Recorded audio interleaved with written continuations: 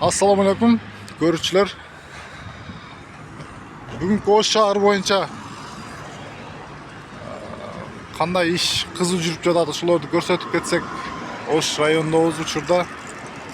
Азыр могул жерде бузулган үйлөр сүрдүрүлүп, снос деген жазуу 15 метр, 5 метр деген жолдор бул жака жылып, тротуарлар да илгери могул жерде болчу. Азыр буяка жылып уже лотоктор курула баштаптыр. Бул өтө чоң өзгөрүүлөрдүн бири. Мындай болуп, элип алган адамдар ичкерге кирип жатат.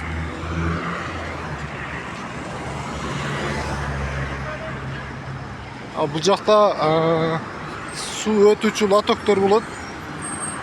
Тротуарды могул жактан илгери ушул жерден бул жакта үйлөр болуп элип алганда жолдучу.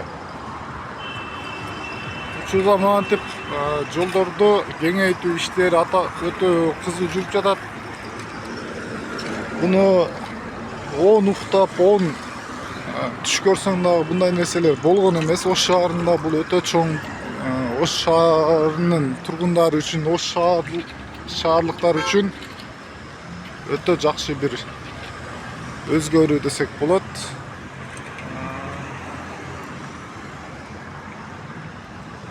Азыр бул жерге бордюрлар коюлса, тротуар болсо,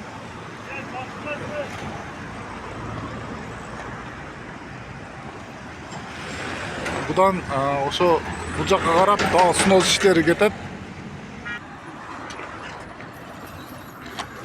Так, мына жерден келген лоток мына уланат.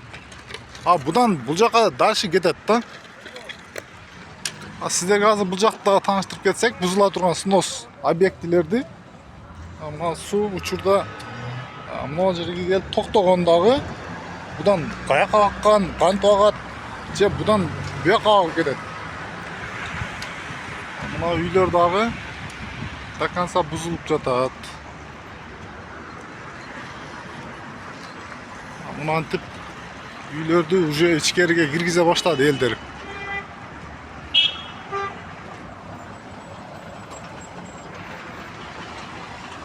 Мына кызыл сызыктан киргенде где-то бир 6 метр же 5 метр заборлорун бузуп бул жака уже өткөзүптүр элдер. Бузул элек могул жерде дагы 1-2 объект калыптыр, буну дагы учурда бузуп жатышат. Бул лоток модан келген дагы жолго чыгып кеткен. Анткени бул жактагы